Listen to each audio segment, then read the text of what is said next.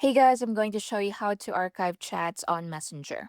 If you accidentally archive a conversation on Messenger, so you can restore it easily. So archiving doesn't delete the chat, it simply hides it from your main inbox. So open the Messenger app, tap the menu icon in the bottom right corner.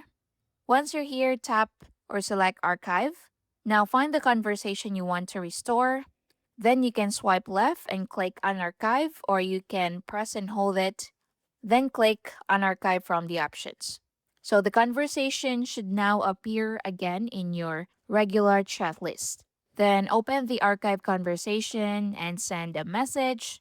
So, in many versions of Messenger, sending a message automatically moves the conversation back to your main inbox.